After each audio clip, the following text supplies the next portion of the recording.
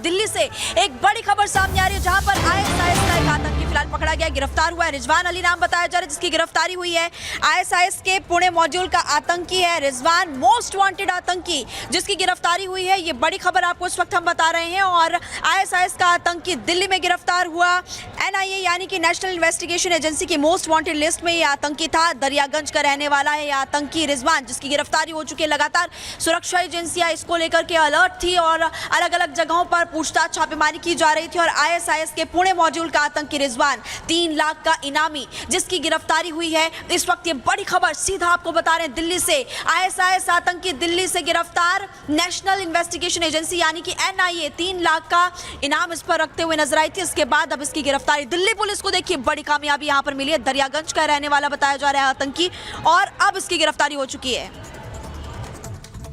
और ज्यादा जानकारी के लिए सीधे जतिन का रुख करते हैं दिल्ली से। जतिन इस वक्त हमारे साथ जुड़ चुके हैं। जतिन, 15 अगस्त से पहले बड़ी कामयाबी भी है, लेकिन लगातार अलर्ट जारी किया जा रहा है 15 अगस्त को लेकर, दिल्ली नहीं बल्कि आसपास के इलाकों में भी, और इसको लेकर पुलिस सतर्क है, जिस वजह से बड़ी कामयाबी मिली।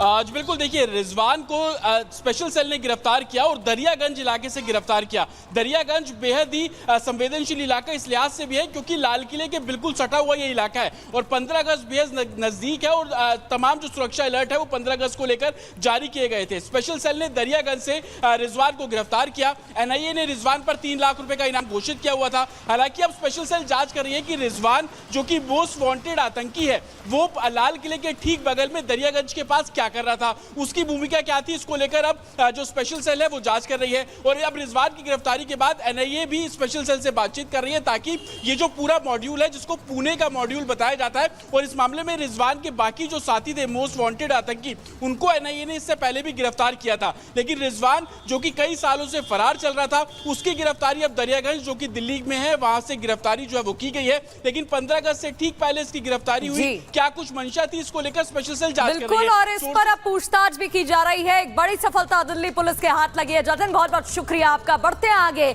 और अब बात बांग्लादेश की, जहां अंतरिम सरकार का गठन हो चुका है और कमान संभाली जा चुकी है। इन सब के बीच चिंता है कि कट्टरपंथी जो हमले कर रहे हैं वो रुकने के नाम नहीं ले रहे हैं। एक के बाद एक हमलों की खबर सामने आ रही है जो चिंता बढ़ा रही है और खौफनाक तस्वीरें हैं। कभी पत्थरबाजी की जा रही है तो कभी लड़की को उठा लिया जा रहा है जबरन। क्या कुछ हालात, रिपोर्ट देखिए।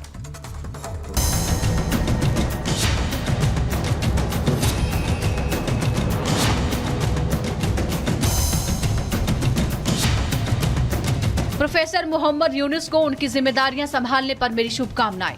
हम हिंदुओं और अन्य सभी अल्पसंख्यक समुदायों की सुरक्षा सुनिश्चित करते हुए सामान्य स्थिति में शीघ्र वापसी की उम्मीद करते हैं। भारत शांति, सुरक्षा और विकास के लिए हमारे दोनों लोगों की साझा आकांक्षाओं को पूरा करने के लिए बांग्लादेश के साथ काम करने के लिए प्रतिबद्ध है। प्रधानमंत्री नरेंद्र मोदी का ये पोस्ट मैसेज भी है, बधाई भी है और चेतावनी भी।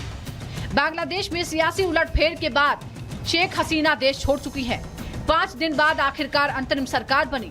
मोहम्मद यूनुस को कार्यवाहक मुखिया बनाया गया है। हसीना सरकार में जेल में रहने वाले यूनुस को आंदोलनकारी छात्रों और सेना के समर्थन से अंतरिम सरकार की कमान मिली है, जिसके बाद उन्होंने 16 लोगों के साथ शपथ ली। इधर यूनुस प्रधानमंत्री बने और प्रधानमंत्री मोदी ने बांग्लादेश की नई सरकार को बधाई दी। साथ ही हिंदुओं पर हो रहे हमलों को रोकने का जिक्र भी किया। प्रोफेसर मोहम्मद यूनुस को उनकी नई जिम्मेदारियां संभालने पर मेरी शुभकामनाएं। हम हिंदुओं और अन्य सभी अल्पसंख्यक समुदायों की सुरक्षा सुनिश्चित करते हुए सामान्य स्थिति में शीघ्र वापसी की उम्मीद करते हैं। भारत शांति, सुरक्षा और विकास के लिए हमारे दोनों लोगों की साझा आकांक्षाओं को पूरा करने के लिए बांग्लादेश के साथ काम करने के लिए प्रतिबद्ध है। मोदी कोई भी बात बिना मतलब नहीं करते। उनके इस पोस्ट में भी वही झलक रहा था कि वो हिंदुओं पर हो रहे हमलों को लेकर कितने संजीदा हैं। जो हिंदुओं के साथ हो रहा है वो बर्दाश्त नहीं है और शायद इसीलिए नई सरकार के गठन के बाद सबसे बड़ी चुनौती यूनुस मोहम्मद के सामने हिंसा को रोकना है, जिसका जिक्र उन्होंने अपने शपथ भाषण में किया। আমরা শুনলাম আসার পথে শুনে আসছি যে এখানে আইন শৃঙ্খলার ব্যাঘাত হচ্ছে, মানুষকে আক্রমণ করছে, ঘরবাড়ি জ্বালিয়ে দিচ্ছে, সম্পদ জ্বালিয়ে নষ্ট করছে, চুরি করছে, দিয়ে যাচ্ছে, অফিস আদালতে আক্রমণ করছে, সংখ্যালঘুদের উপর আক্রমণ করছে, হিন্দু, বৌদ্ধ, খ্রিস্টান, আহমদিয়া সবার উপর আক্রমণ করছে। এগুলো হলো ষড়যন্ত্রের অংশ। এগুলো আমাদের বিষয় না, আমাদের কাজ হলো এটাকে রক্ষা করা। ये मोदी सरकार की कूटनीति का ही असर है कि रूस यूक्रेन युद्ध में फंसे हजारों भारतीय छात्रों की देश वापसी हो, या फिर कतर में सजा पाने वाले 8 भारतीयों की रिहाई, या फिर तालिबानी कब्जे के दौरान भारतीयों की वापसी हो। हर जगह मोदी है तो मुमकिन वाली बात सच साबित हुई। और अब बांग्लादेश में हिंदुओं की सुरक्षा और वापसी को लेकर मोदी सरकार एक्शन मोड में है, जिसका असर भी दिख रहा है। लगातार हिंदुओं की बांग्लादेश से वापसी कराई जा रही है। Bureau report, Republic Bharat. तो प्रधानमंत्री नरेंद्र मोदी हमेशा से कट्टू बात करते रहे हैं और अपने पड़ोसियों को ये संदेश देते रहे हैं, शांति से रहोगे तो शांति से रहेंगे। और प्रधानमंत्री पहले भी कह चुके हैं कि छेड़ोगे तो छोड़ेंगे नहीं। और बांग्लादेश को भी प्रधानमंत्री ने कुछ यही संदेश दिया है। प्रधानमंत्री ने क्या कहा है नई सरकार के गठन पर, ये अंतरिम सरकार के गठन पर, ये आपको बता देते हैं। उन्होंने कहा है कि प्रोफेसर यूनुस को पहले नई जिम्मेदारी के लिए शुभकामनाएं दी हैं। शुभकामनाएं देते देते प्रधानमंत्री ने बड़ा संदेश भी दिया है। हिंदुओं और अल्पसंख्यक समुदाय की सुरक्षा की उम्मीद करता हूं मोहम्मद यूनुस सरकार से, प्रधानमंत्री ने सोशल मीडिया पर यह लिखा है। साथ ही लिखा कि सामान्य हालात में जल्द वापसी की उम्मीद है, क्योंकि बांग्लादेश में लगातार हालात दिन पे दिन और खराब होते जा रहे। नई सरकार के गठन के दिन भी वहां हंगामा देखने को मिला। भारत शांति, सुरक्षा, विकास के लिए प्रतिबद्ध है और ये बात प्रधानमंत्री अलग अलग मंचों से कहते भी रहे हैं। बांग्लादेश के साथ काम करने के लिए प्रतिबद्ध है, क्योंकि बांग्लादेश से भारत के रिश्ते हमेशा से अच्छे रहे हैं और ऐसे में आगे भी अंतरिम सरकार, नई सरकार के गठन के साथ ही रिश्ते और प्रगाढ़ हो और मजबूत हो, इसको लेकर प्रधानमंत्री की ओर से एक संदेश दिया गया है। लेकिन बांग्लादेश की भी जिम्मेदारी इस पर बनती है। तो पॉइंटर्स के जरिए हमने आपको समझा। आगे बढ़ते हुए आपको बता देते हैं कि बांग्लादेश में उपद्रवियों द्वारा मंदिरों को निशाना बनाया जा रहा है, हिंदुओं को परेशान किया जा रहा है, अल्पसंख्यकों पर अत्याचार किया जा रहा है। और ये आरोप लगाए हैं खुद हिंदुओं ने जो वहां पर परेशान हो रहे हैं। उन्होंने खुलासा किया है, क्या कुछ कहा है सुनिए जरा। I am from Bangladesh. I am Hindu. I cannot reveal my face and my name due to security purpose. You know Hindus are minority in Bangladesh. Yes, yesterday Muslim people attacked on Hindus temple and their houses. In Bangladesh, they attack so many cities which city are known as a Hindu majority like Sylhet, Borishal, Feni, Chattogram, Rajshahi. They betrayed so many Hindus temple and burned Hindus houses with Allah Akbar slogan.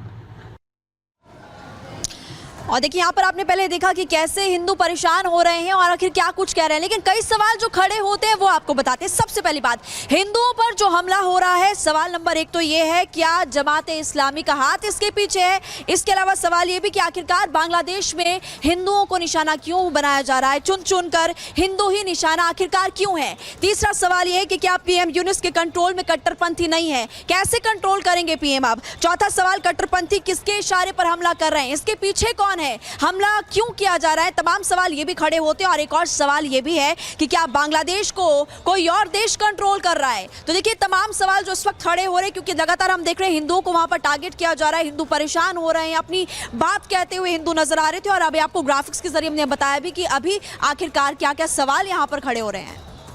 और ये सवाल इसलिए उठ रहे हैं क्योंकि लगातार ये कहा जा रहा है कि बांग्लादेश में जो हालात बने हैं उसके पीछे पाकिस्तान और पाकिस्तान की खुफिया एजेंसी आईएसआई का हाथ है। भारी उथल-पुथल और हिंसा को लेकर पाकिस्तान ने प्रतिक्रिया भी दी है। जो हालात बांग्लादेश में इस वक्त बने हुए हैं उस पर शहबाज शरीफ कह रहे हैं, अमन चैन की बात कर रहे हैं। लेकिन बांग्लादेश में हुए सत्ता परिवर्तन से पाकिस्तान खुश है, क्योंकि संकेत यही मिल रहे हैं कि इसमें पाकिस्तान का बड़ा हाथ है। रिपोर्ट देखिए। तमाम जो अपोजिशन है ना, वो उनको बिल्कुल ही सामने आने दे रहे थे, ना उनके कोई जल से जुलूस। उसने भी रिग करके इलेक्शन जीता था। वो हेलीकॉप्टर में बिठा के फौज ने उसको बाहर इंडिया भेजा है ना, वरना वो खुद कैसे जा सकती। बांग्लादेश में लोकतंत्र की जड़ें उखड़ गई तो पाकिस्तानी खुश हैं। बांग्लादेश हिंसा की आग में जल रहा है तो पाकिस्तानी जश्न मना रहे हैं। बांग्लादेश में कठपुतली सरकार आ गई है तो पाकिस्तानी फूले नहीं समा रहे। बांग्लादेश की तरक्की और भारत से उसकी दोस्ती से चिढ़ने वाले पाकिस्तानी आज झूम रहे हैं। शेख हसीना का तख्ता पलट उन्हें सुकून पहुंचा रहा है। जो मतलब बांग्लादेशी अवाम बहुत खुश है, पाकिस्तानी अवाम भी बहुत खुश है। अच्छा। इस पे बांग्लादेश के यूथ ने इस सारे मामले को मुस्तरद कर दिया। पाकिस्तान और बांग्लादेश के दरमियान में हालात ख़राब होने की एक बहुत बड़ी वजह जो थी बस हसीना वाजिद थी। वो ना सिर्फ प्रो इंडियन थी बल्कि एक डिक्टेटर भी थी, क्योंकि उसने बहुत लंबा अरसा बांग्लादेश पे हुकूमत की है। ना सिर्फ हुकूमत की बल्कि अपने मुखालिफिन को उसने बिहाइंड द बार्स उसने धकेल दिया।